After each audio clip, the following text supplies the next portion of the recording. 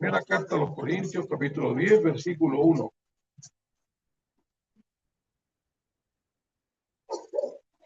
Vamos a leer este pasaje para dar introducción a lo que quisiéramos entregar en este día. Primera Corintios, capítulo 10, versículo 1, dice: porque no quiero, hermanos, que ignoréis que nuestros padres todos estuvieron bajo la nube y todos pasaron el mar. Y todos en Moisés fueron bautizados en la nube y en el mar. Y todos comieron el mismo alimento espiritual. Y todos bebieron la misma bebida espiritual, porque bebían de la roca espiritual que los seguía, y la roca era Cristo. Pero, de los más de ellos no se agradó Dios. Saltemos al versículo 11. Y estas cosas les acontecieron como ejemplo, y están escritas para amonestarnos a nosotros, a quienes han alcanzado los fines de los siglos. Por ahí la palabra del Señor en este momento, que la hora va a pasarse.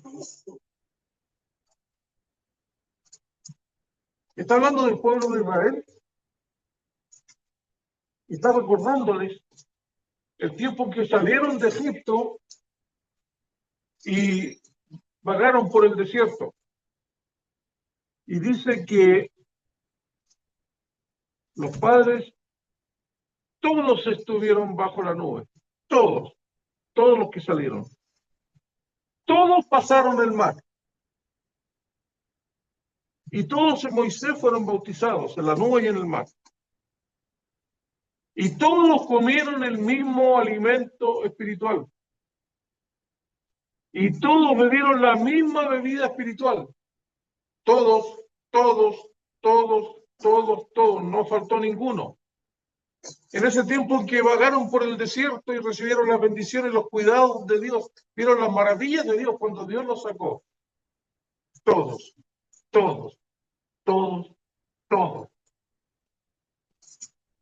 Pero de los más de ellos no se agradó Dios. De los más de ellos, de los más, de 20 años arriba, quizás 2 agradaron a Dios, como para entrar en la tierra prometida. Qué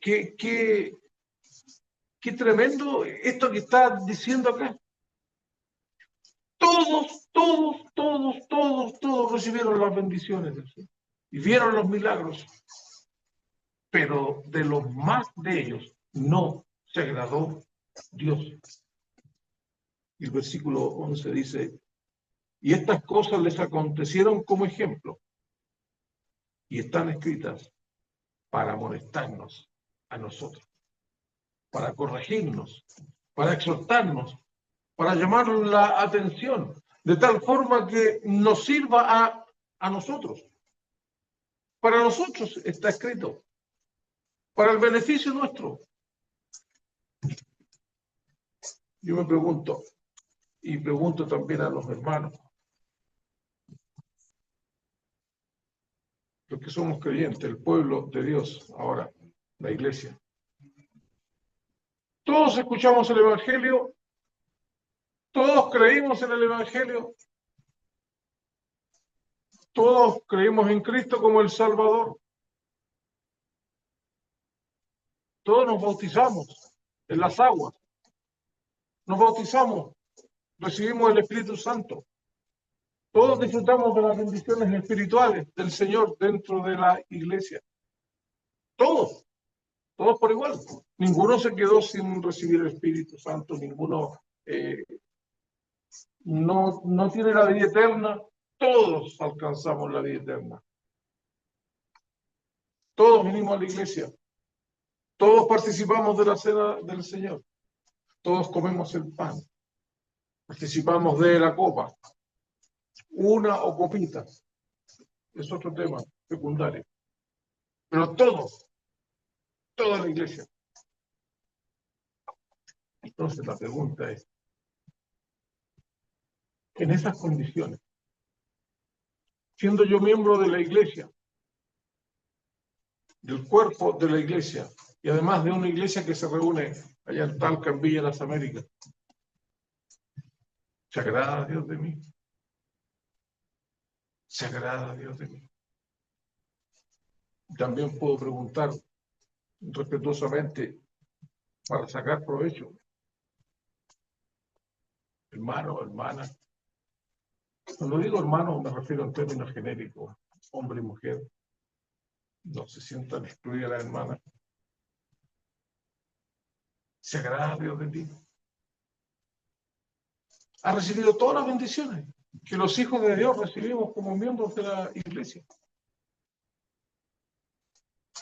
Pero tenemos que hacernos esta pregunta porque está escrito aquí. Es para nuestro provecho. Así lo dice. ¿Se agrada Dios de ti? ¿Se agrada Dios de la iglesia en la que yo me congrego? ¿Se agrada Dios de la iglesia en que tú te congregas? No vamos a examinar los pecados que se mencionan acá del pueblo de Israel en el desierto. Quisiera más bien, como introducción, ver este pensamiento, pero hacerme otra pregunta. ¿Cómo se agrada a Dios de nosotros? ¿Cómo se agrada Dios de la iglesia? Porque vemos que existe la posibilidad que siendo partícipes de todas estas bendiciones de Dios, es probable que si yo pudiera ver el pensamiento de Dios para con mi persona o con tu persona en este momento, tal vez diría, no me agrada. No me agrada. ¿Cómo se agrada a Dios de sus hijos? De estos hijos caros, somos caros porque costamos muy caro, se pagó un altísimo precio. Pero ¿cómo se agrada el Señor de nosotros? ¿Cómo nos agrada? ¿Cómo no se agrada? Sin fe es imposible agradar a Dios. Que Él esté contento, que esté agradado, que se sienta satisfecho. Sin fe es imposible. ¿Y cómo es posible? Con fe. Viviendo por fe. El justo por la fe vivirá. Entonces aquí entra la pregunta que yo quisiera ahondar un poco en el tiempo que tengamos. Se ha expuesto por años y años y años, se han escrito libros y libros y libros de qué es la fe. No lo vamos a hacer aquí en estos minutos, pero algo podemos sacar. Bueno, lo primero, que si no vivimos por fe, no agradamos a Dios. ¿Y qué es la fe? ¿Qué es la fe? Vamos a repetir aquí el verso de Hebreos capítulo 11. Busquémoslo, por favor.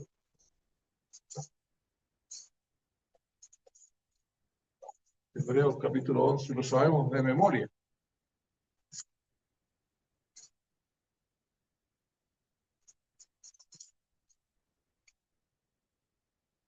Dice, versículo 1. Hebreos capítulo 11, versículo 1.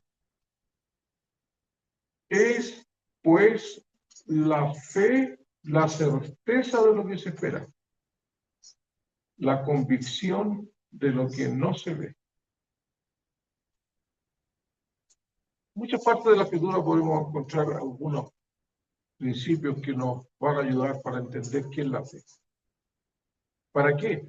Para que vivamos por fe. El justo por la fe vivirá. Para que viviendo por fe, y solamente viviendo por fe, podamos pensar que Dios se agrade de nosotros. Si no vivimos por fe, Dios no se agrada de nosotros, está escrito en el versículo 6. Y es más, aquí es más categórico. Pero sin fe es imposible. Entonces podría decir, sin fe es poco probable. Sin fe es complicado agradar a Dios. Sin fe podríamos o no podríamos. Sin fe es imposible agradar a Dios. Por eso necesitamos conocer un poco más realmente qué es la fe, hasta dónde podamos. Hasta dónde podamos. Y no necesitaremos grandes libros y exhortaciones y disertaciones. Vamos a ver que con la sencillez de la palabra del Señor podemos entender un poco más. Mire, esta que para mí es una definición es sencilla cuando escudriñamos. Dice, es pues la fe, la certeza de lo que se espera. Primero, tengamos siempre en mente, la certeza de lo que se espera. Segundo, la convicción de lo que no se ve. La primera parte se divide en dos: certeza y espera. Certeza y espera. Y la segunda parte también tiene dos elementos: convicción de lo que no se ve. Entonces, tenemos cuatro partes en esta definición que, si las leemos, escudriñamos un poquito y meditamos finalmente en ellas, meditamos, van a abrir a nuestro corazón el deseo de hacerlas propias. Certeza, espera, convicción de algo que no vemos. Cuatro cosas. Después veremos otra que se complementa con esto. Primeramente, es la certeza. La certeza. ¿Qué es la certeza? La certeza, las palabras tienen varios significados, tienen varias acepciones, dependiendo del contexto en el que se encuentran. Si yo digo orden, refiriéndome a la sala, sabemos que, bueno, que las sillas estén en orden, que las bancas estén ordenadas, que no sean unas mirando para allá, otras para acá. Si las sillas estuvieran apiladas, unas para allá, no habría orden acá. Entonces, orden tiene un sentido, depende del contexto en el que estoy. Si yo voy a un restaurante y le digo al mozo, por favor, tome la orden, es otra cosa. Pero una palabra se usa en el español. Se usa con diferentes acepciones dependiendo del contexto en el que se encuentra. Bueno, certeza, que es el primer elemento que encontramos en esta definición de la fe. Repito, para mi definición, a mí me gusta. Complementaria con otra. Para no escarbar todas las acepciones que podamos encontrar, dice conocimiento cierto y seguro de algo. Conocimiento seguro y cierto de algo. Entonces, cuando hablamos de la fe en Dios, Tenemos que tener un conocimiento de algo. De algo en lo que tenemos fe. Y ese conocimiento es cierto, es verdadero y es seguro.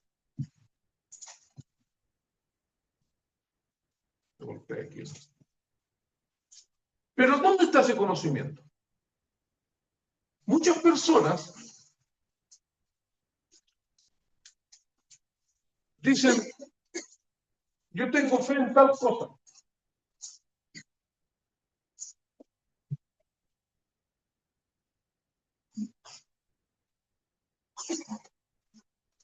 Ahí no, ahí no. Ahí sí. Bueno, no importa. Hasta los futbolistas dicen, tengo fe que vamos a ganar el domingo. Bueno, es otra acepción de la fe. Y resulta que el domingo pierde. ¿Qué pasa? ¿Dónde está ese conocimiento cierto y seguro? Es un conocimiento que no falla. Es seguro, es cierto, va a ocurrir. La fe no está en nuestras mentes. La fe no está en nuestros corazones. A veces decimos, tengo fe, incluso decimos, tengo fe en el Señor, que esto va a suceder. Y confundimos muchas veces la fe con el deseo que tenemos. Deseamos algo tan intensamente que pensamos que va a ocurrir, porque lo deseamos. Ten fe, confía en que va a ocurrir. Pero la fe tiene una base, para que sea un conocimiento sólido, seguro, y sea la fe en Dios, estamos hablando de la fe en Dios, entonces tiene que tener alguna relación con Dios. Romanos, capítulo 10, versículo 17, dice también un texto que todos conocemos. Romanos 10, 17. Dice, así que la fe es por el oír, y el oír la palabra de Dios. Hermano, la fe en Dios tiene una base y de allí no puede moverse si es fe en Dios. ¿Y sabe cuál es esa base? ¿Sabe dónde brota ese conocimiento cierto y seguro? La palabra de Dios. En la palabra de Dios. Nuestra fe debe estar basada en la palabra de Dios. No en mis pensamientos, no en lo que yo siento, no en lo que yo creo por mi cuenta. Recuerde que la misma palabra dice, mis pensamientos no son vuestros pensamientos, dice el Señor. Yo no pienso como el Señor. Cuando yo analizo algo, no pienso como lo haría el Señor. Es muy diferente. El Señor es completamente diferente a nosotros. Las matemáticas del Señor, por dar un ejemplo muy burdo, son diferentes. Para mí 1 más 1 más 1 es 3. Para el Señor 1 y 1 y 1 es 1, es Dios. ¿Cómo entiendo eso? Yo no pienso como el Señor. Entonces, para agradar a Dios, viviendo por fe, ¿qué tengo que hacer? Ir a la palabra de Dios, ir a la palabra de Dios, ir a la palabra de Dios. Y eso deja fuera muchas cosas. Deja fuera las tradiciones. Y cuando una tradición, entre comillas, se asemeja a la palabra de Dios o es igual a la palabra de Dios, entonces ya no es tradición, es palabra de Dios. Las costumbres, la fe en Dios, deja fuera todo eso. Y mis pensamientos, mis análisis. Nuestra conducta debe ser conforme a la palabra de Dios para que vivamos por fe. Es que nunca se ha hecho. Nunca se ha hecho, pero a lo mejor debimos haberlo hecho siempre. Vamos a la palabra de Dios. Busquemos la palabra de Dios. ¿Qué dice la palabra de Dios? ¿Qué dice Dios? Porque yo no pienso como Dios. No debo hacer mis análisis en mi mente. Un hombre que se llama Pedro, ¿cierto? El apóstol Pedro. Que, para resumirlo, una vez el Señor preguntó, bueno, ¿y qué dicen los hombres? Y respondieron, Elías, un profeta, etcétera, etcétera. Y Pedro dijo, no, el Hijo de Dios viviente, tú eres el Cristo. Y el Señor alaba la expresión de él. ¿Por qué? Porque no te lo reveló carne ni sangre, sino mi Padre que está en los cielos. Los escritos que ellos tenían lo habían revelado y Pedro había entendido quién era el Señor. Sin embargo, este mismo Pedro, no sé si unas horas más tarde, un día más tarde, el Señor les dice una vez más que él debía ir a Jerusalén y debía padecer de los ancianos y que tenía que morir. Y Pedro dejó de lado lo que los escritos mostraban que era el Cordero de Dios que debía ir a la cruz. Y hizo un análisis personal muy bueno, diríamos nosotros. No, Señor, esto no te acontezca, no permitas que te pase esto. ¿Y qué le dijo el Señor? Apártate de mí, Satanás. Después que lo alabó, cuando él respondió conforme a la palabra de Dios con los escritos que ellos tenían.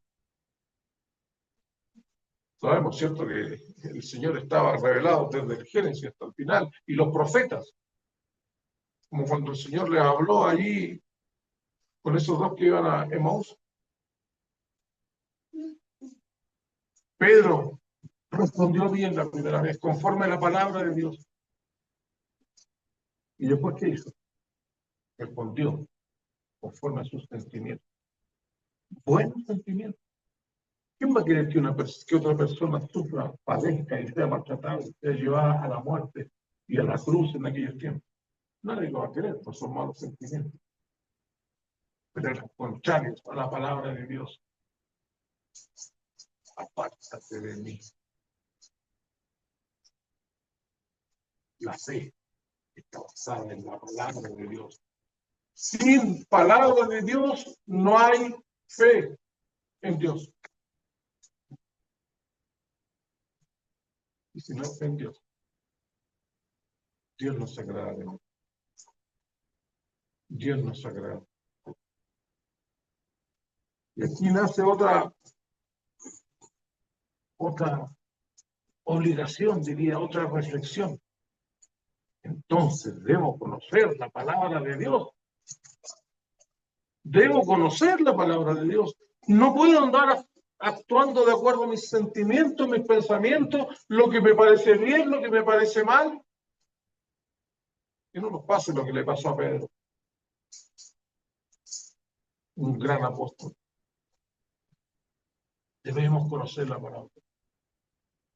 ¿Y qué recetas tenemos para conocer la palabra de Dios? A veces lo ponemos como algo muy alto e inalcanzable. No, es que yo no soy un erudito. Palabra que a mí no me gusta. No aparece en la escritura. Un comentarista. No me gusta.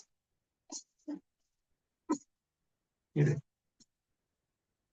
lo primero que tenemos que hacer es leer la palabra. Leer la palabra de Dios. Y si no puedo leer en estos tiempos en Chile, ya son muy pocas las personas que no saben leer. Pero he conocido personas que dicen, aprendí a leer en la Biblia. Leer, hermanos, es fundamental para vivir por fe. Y de tal forma de vivir por fe, agradar a Dios, leer la palabra de Dios. ¿Qué es leer?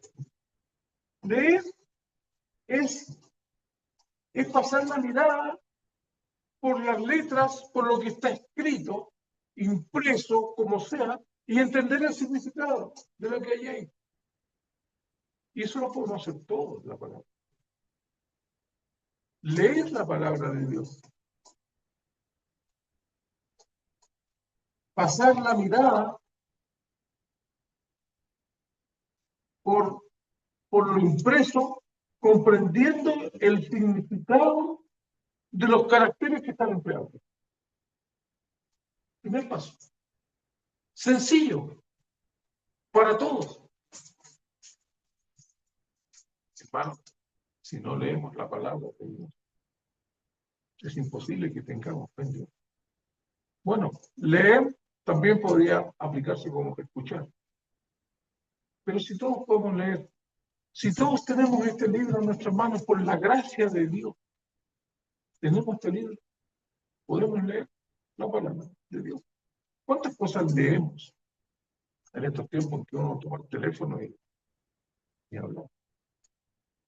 Pero ¿cuánto tiempo dedico a leer la palabra? Lea. Tan sencillo como esto, un niño de primero básico. Leer la palabra de Dios, pasar la mirada. Después la fe, la certeza de lo que se espera, la convicción de lo que no se ve. Y si seguimos leyendo, lo vamos a encontrar. Pero sin fe es imposible agradar a Dios. Una simple lectura. No necesito pensar que debo estudiar para ser un teólogo. O llenarme de libros y de comentarios y leer la palabra. Mire, Nehemías capítulo 8. Vamos a Nehemías capítulo 8.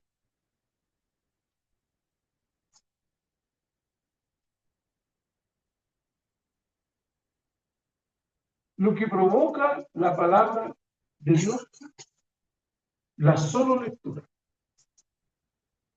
Vamos a leer, como estamos hablando de leer, vamos a leer. Nehemías, el capítulo 8, el versículo 1. Yo les voy indicando qué versículo leer. Dice, y se juntó todo el pueblo como un solo hombre en la plaza que está delante de la puerta de las aguas. Y dijeron a Esdras, el escriba, que trajese el libro de la ley de Moisés, la cual Jehová había dado a Israel. Y el sacerdote Esdras trajo la ley delante de la congregación, así de hombres como de mujeres, y de todos los que podían entender, el primer día del mes séptimo. Y leyó en el libro delante de la plaza que está delante de la puerta de las aguas, desde el alba hasta el mediodía. Del alba al mediodía, hasta todas. En presencia de hombres y mujeres y de todos los que podían entender. A veces a los niños no los dejamos escuchar la palabra de Dios, son niños. Cuando pueden entender, que escuchen la palabra. Y también que lean la palabra de Dios. Digamos. Y los oídos de todo el pueblo estaban atentos al libro de la ley. Aquí hay lecciones secundarias. Cuando se habla la palabra de Dios, cuando se lee la palabra de Dios, hay que estar atento. Hasta whatsappeando se ve a veces en algunas reuniones. Tratemos el versículo 5. Abrió pues Esdras el libro a ojos de todo el pueblo, porque estaba más alto que todo el pueblo. Y cuando lo abrió, todo el pueblo estuvo atento. Bendijo entonces Esdras a Jehová, Dios grande. Y todo el pueblo respondió, amén, amén. Alzando sus manos, y se humillaron y adoraron a Jehová inclinados a tierra. Dijeron amén, amén. Y alzaron sus manos. No sé que nosotros no hacemos, pero a veces a mí me dan ganas de alzar las manos y las reuniones y decir gloria a Dios. Gloria a Dios. Y se humillaron. Y adoraron a Jehová inclinados a tierra. Saltemos al versículo 8. Y leían en el libro de la ley de Dios claramente. Y ponían el sentido de modo que entendiesen la lectura. una buena lectura, con un buen sentido. Hablaremos algo de eso. Versículo 9. Y Nehemías el gobernador y el sacerdote Esdras, escriba, y los levitas, que hacían entender al pueblo, dijeron a todo el pueblo: día santo es a Jehová nuestro Dios. No os entristezcáis, ni lloréis, porque todo el pueblo lloraba oyendo las palabras de la ley. ¿Y hizo el pueblo? Amén, amén. Levantaron las manos, adorando a Jehová, y lloraban, y se entristecían, oyendo las palabras de la ley. ¿Cómo se produjo esto? Haciendo grandes estudios de la palabra de la ley, de los cuales no estoy diciendo que no se hagan, pero estoy hablando de leer. Quiero ver las consecuencias de leer la palabra de Dios, de arrodillarse ahí a la orilla de la cama un día y abrir el Salmo 119 y leerlo entero y ver cada una de las frases que hay ahí. ¿Qué produce? Terminamos llorando al ver el amor de Dios, la gracia de Dios, la palabra de Dios, las promesas de Dios. Estas fueron las consecuencias.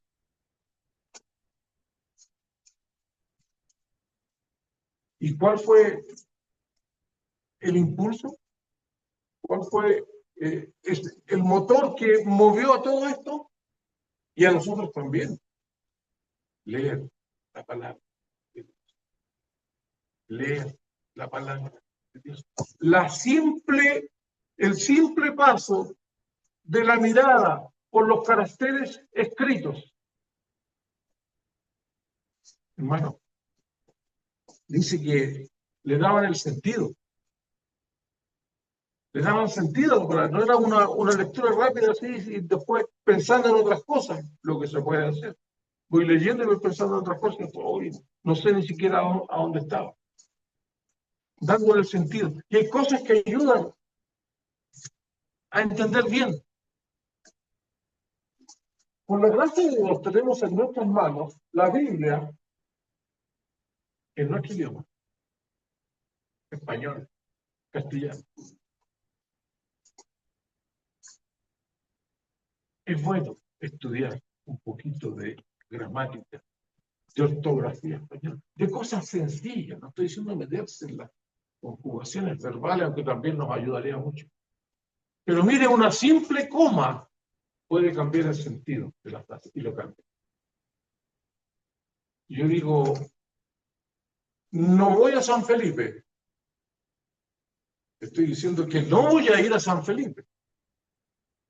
Pero si yo digo no, coma, voy a San Felipe, estoy diciendo sí, voy a San Felipe. La misma frase, las mismas palabras, pero una coma. Es conveniente, hermanos. Es conveniente, lo digo como experiencia personal, tener un diccionario para conocer el significado de las palabras. Las palabras que nosotros creemos que sabemos. Lo que recordaba antes, la palabra orden. Hágase todo decentemente y en orden. Y voy al diccionario y veo orden. Pero si yo sé lo que es orden, voy al diccionario y me voy a encontrar con sorpresa. Y estoy hablando del español, del castellano nuestro. Porque yo tengo la Biblia en castellano, en español. Y le va a ayudar muchísimo. Sin perjuicio que después que maneje bien el español pueda estudiar los idiomas que usted quiera. Pero por la gracia de Dios a mí me llegó la Biblia en español, en castellano. Y he experimentado el beneficio de tener un diccionario. Orden. Cada cosa en su lugar. Un hermano dijo, se me olvidó hablar. ¿Qué es estar en orden en la iglesia? Es tener chaqueta y corbata. Y eso puede estar más relacionado con decencia, pero no con orden. Orden es que cada cosa esté en su lugar. Que las damas estén con velo. Que las damas no hablen. Que acá en el púlpito estén los que Dios quiere que estén. El don. Orden es que cada cosa esté en su lugar. Pero si yo no conozco el significado de orden y pienso que es como yo estoy vestido, entonces estoy desviando y no estoy capturando la enseñanza que hay allí.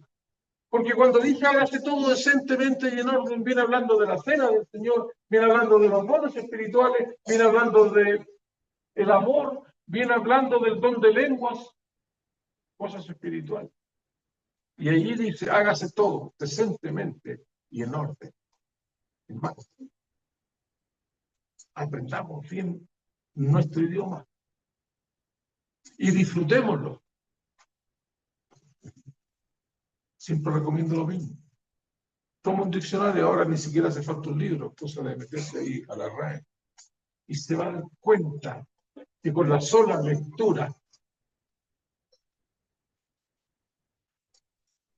cualquiera no solo a todos los abogados, amigos no menos.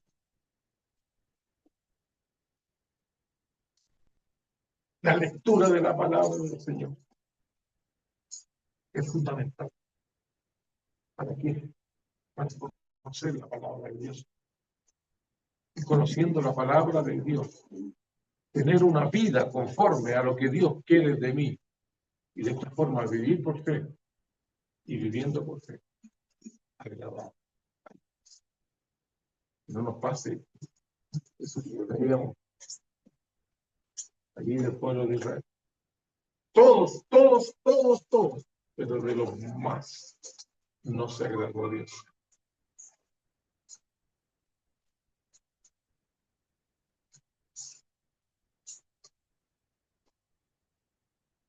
Noé está relatado un poco más abajo.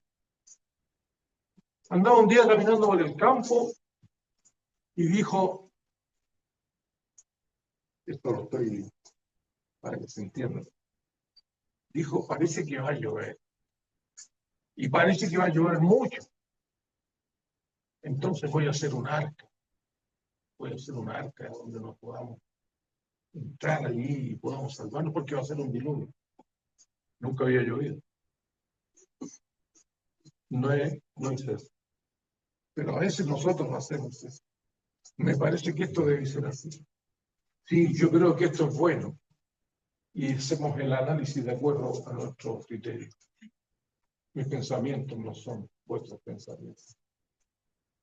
Nosotros no pensamos como Dios. No pensamos como Dios. ¿Y qué debemos hacer? La renovación de nuestro entendimiento. ¿Con? La palabra de Dios y el Espíritu Santo. Actuando nosotros. Hablando. No solo nos dejó la palabra de Dios, nos dejó el Santo Espíritu. El autor de la Escritura está en nosotros. El autor de la palabra de Dios está en ti, que eres creyente. Y tienes aquí el libro. ¿Acaso no puedes saberlo todo? Pero necesitas primero leer la palabra de Dios y de la mejor forma, educándose en el español, en el castellano, para tener un buen entendimiento. Mire, eso ya es mucho. No se hace mucho. Eso ya es mucho. La Biblia en tus manos y nada más, nada más. La Biblia en tus manos. Y de rodillas ahí pidiéndole a Dios. Abre mis ojos, Señor, decía el salmista. También lo cantamos. Uno de mis coros favoritos. Abre mis ojos, Señor. Y yo, en tu ley, maravilla, veré. ¿Qué tenía que hacer? Abrir los ojos. ¿Qué más tenía que hacer? El estudio es bueno en la medida que vayamos una palabra muy especial, estudio. Yo estoy hablando de leer. Pero que el Señor abra mis ojos. Cuando yo pase la vista por los caracteres, Señor, abre mis ojos, porque yo quiero ver las maravillas de tu ley. ¿Y sabe por qué está escrito? Porque es posible que Dios te muestre la maravilla de su ley. Pero necesitamos abrir los ojos, no solamente los ojos físicos, los ojos espirituales, por decirlo de alguna forma. Estos ojos que están tapados por la vanidad del mundo, por los deseos de los ojos. Señor, abre mis ojos. Que todas esas cosas que estorban que yo pueda ver las maravillas de tu ley sean sacadas, sean borradas. Que mi mirada sea puesta en Cristo Jesús.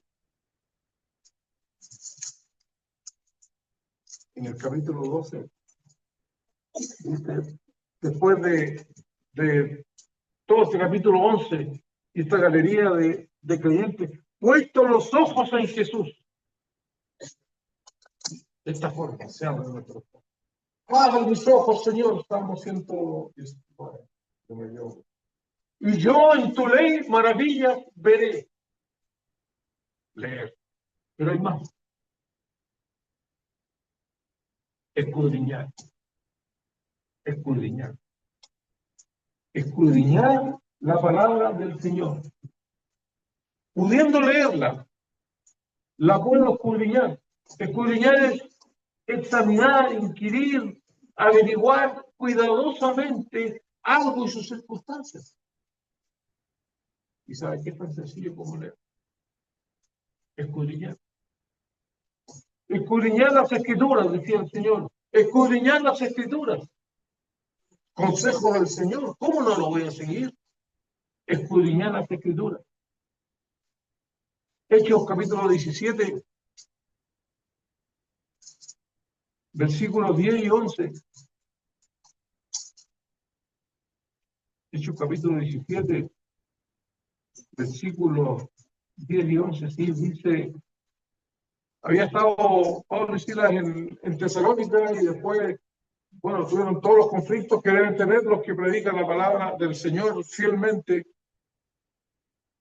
Y el versículo 10 dice, inmediatamente los hermanos enviaron de noche a Pablo y a Silas hasta Berea, una localidad cercana, y ellos, habiendo llegado, entraron en la sinagoga de los judíos. Y estos, los de Berea, eran más nobles que los que estaban en Tesalónica, pues recibieron la palabra, la escucharon con solicitud. ¿Pero qué hicieron? Escudriñando cada día las escrituras para ver que estas cosas eran así. Inquirieron, averiguaron, buscaron, ¿será cierto lo que dijeron allá? ¿Será cierto? ¿Y qué es lo que hicieron? ¿A dónde fueron a escudriñar? Se metieron en el computador ahí o la tabla, lo que sea, y averiguaron y qué opina este y qué opina este otro. Fueron a la escritura. A la escritura. Escudriñar las escrituras. Las sagradas escrituras, la palabra de Dios. Escudriñar. Hermano, no tan solo leer. Cuando leas, escudriña. Mire, tengo algunos ejemplos. No lo busquen ustedes porque el tiempo va terminando. Dice, en Mateo dice, y todo lo que pidiereis en oración, creyendo, lo recibiréis. Está escrito. Ahora, entonces, si yo le pido al Señor que me saque un 7 en el examen, aunque no estudié, tengo que tenerlo. O si yo, hablando más, realmente, si yo le pido al Señor que me gane el sorteo del loto, el kino, lo que sea, porque aquí dice, todo lo que pidierais en oración, creyendo, lo recibiréis.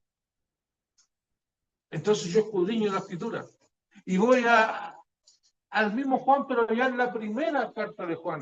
Y dice, y esta es la confianza que tenemos en él, que si pedimos alguna cosa conforme a su voluntad, él nos oye. Escudriño. escudriño. ¿Qué cosa? Las Escrituras. Las Escrituras, primeramente las Escrituras. Si después quieres saber qué piensa tal persona, tal persona, tal persona, lo puedes hacer. Pero primero, anda a las Escrituras. Anda a las Escrituras, escudriña las Escrituras, lee las Escrituras, escudriña las Escrituras. Y todo lo podemos hacer, sí, todo lo podemos. Todo lo podemos. ¿Está en las manos nuestras? Sí. Le preguntaron al apóstol Pablo, ¿qué debo hacer para ser salvo? ¿Qué dijo él? Cree en el Señor Jesucristo y serás salvo tú y tu casa. Y muchos, y aún en medio nuestro, predican, cree y serás salvo tú, y serás salvo tu esposa, y serás salvo tus hijos, porque tú has creído. Y si yo escudriño la Escritura, voy a ir allá a Juan y a muchísimos pasajes, donde nos damos cuenta que el que cree será salvo, pero el que no cree, condenado. Entonces vamos escudriñando y vamos entendiendo qué es lo que dice. Hay un salmo que dice, no hay Dios. Pero el verso, las palabras anteriores dice el necio en su corazón, no hay Dios. Yo podría decir, no hay Dios, lo dice la Biblia. Dice el necio en su corazón, no hay Dios. Escudriña la Escritura, escudriñala. No esperes, ni te quedes porque no pudiste ir a hacer cursos y etcétera. No estoy contrario a los seminarios, a los institutos, a todo eso. Pero nosotros antes de eso, no todos tienen la posibilidad de ir. Podemos hacerlo. Y podemos conocer la Escritura, y al conocer la Escritura conocemos el pensamiento de Dios, y al conocer el pensamiento de Dios podemos vivir por fe, y si vivimos por fe, agradamos a Dios. Por eso hemos leído allí en 1 Corintios 10, donde dice, tristemente, y que también es para nosotros, como lo dice allí en la Escritura, pero de los más débiles no te agradó el Señor. Y la pregunta es, ¿te agrado, Señor? ¿Te estoy agradando, Señor, realmente? Vengo a la iglesia, vengo el domingo, incluso predico. Parto el pan en la cena. Puedo ser anciano en una iglesia. Profesor de escuela dominical. ¿Pero te agrado, Señor? ¿O estoy actuando de acuerdo a mis pensamientos? A lo que yo creo que es bueno. O a la moda. Lo que otros hacen, entonces yo quiero imitar. O quizás porque esto me luce mejor. Y me exalta a mí. Pero hay algo más. Los últimos minutos que nos quedan. Es tan importante. Es como un manjar. Es lo máximo. Meditar la Escritura. Después que la has leído, después que la hemos escudriñado, la Biblia se explica a sí mismo. Hola. Meditamos. Meditar es pensar atenta y detenidamente. Es una reflexión interna sobre un tema. Medito. El salmista dice, oh, cuánto amo yo tu ley. Tu ley, la palabra. Un versículo. Oh, cuánto amo yo tu ley. Todo el día sella mi meditación. Yo no puedo estar leyendo todo el día. Tenemos que trabajar, tenemos que estudiar, tenemos que hacer otras cosas.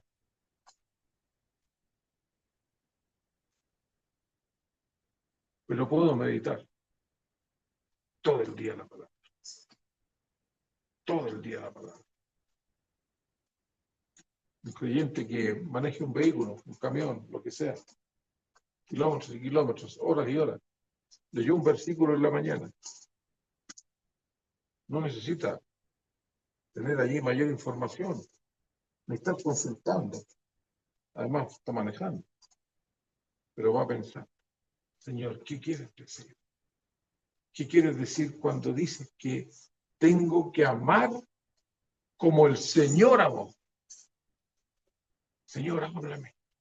Háblame, Señor, dime. ¿Para qué? Para yo ponerlo en práctica en mi vida, para yo hacerlo en mi vida. La meditación es personal y también grupal, pero inicialmente personal. Un examen, una reflexión interior, un pensar lento, por horas, todo el día. Hay otros salmos que hablan también de la meditación día y noche, y en mi lecho meditaré.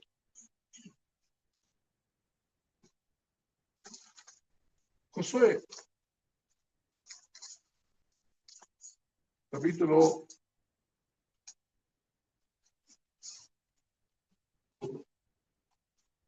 primero. Josué, capítulo primero, versículo.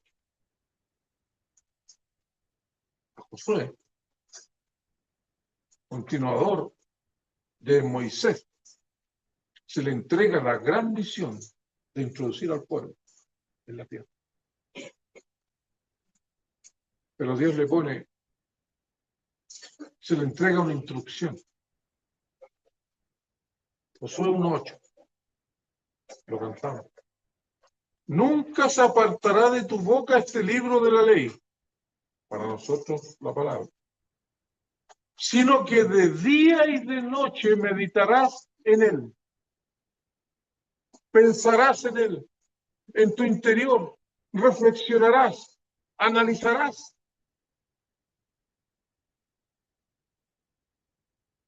Para que guardes y hagas conforme a todo lo que en él está escrito. No solo para que lo hable,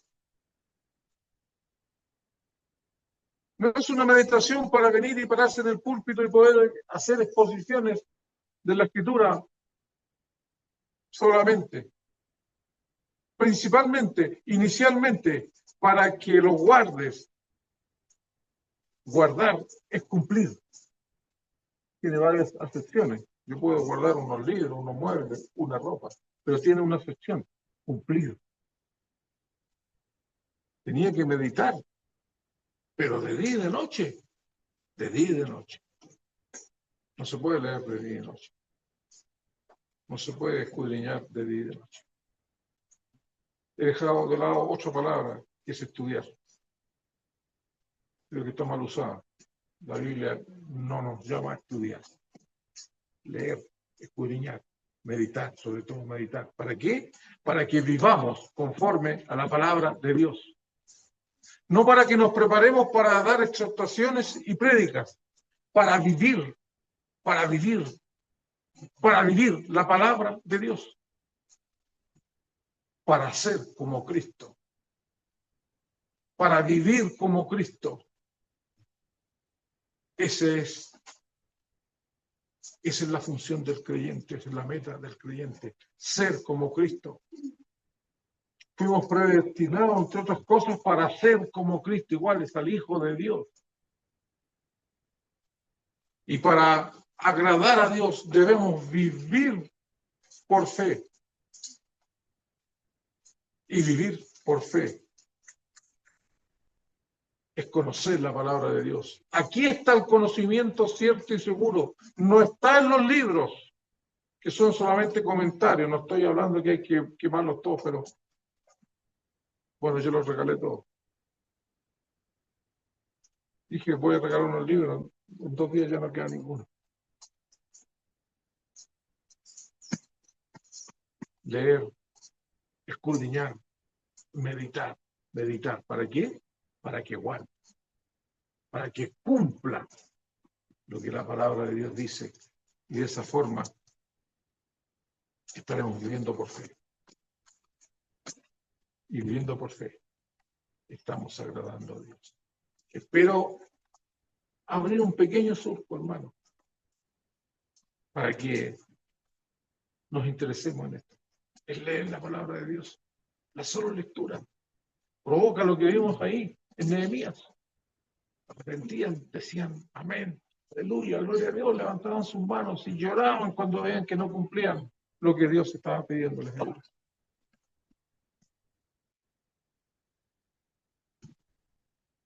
Voy a hacer una oración antes de terminar y después los hermanos nos darán la instrucción. Padre nuestro que estás en los cielos, te damos las gracias porque dejaste en medio nuestro tu santo libro, que es tu voz para nosotros. A través de él conocemos al Señor y te hemos conocido a ti. Te damos gracias por tu Espíritu también, que está en nosotros. Gracias, Padre Celestial. Ayúdanos. Ayúdanos. ¿Qué decisión nuestra? Ayúdanos para querer acercarnos lo más posible a tu palabra, leerla, escudriñarla, meditarla y posteriormente guardarla, cumplirla en nuestras vidas para ser grato a ti. Gracias, Padre, por esto, por este libro y por el Santo Espíritu. Gracias por ser tus hijos. Gracias en el nombre de tu Hijo Jesús. Amén.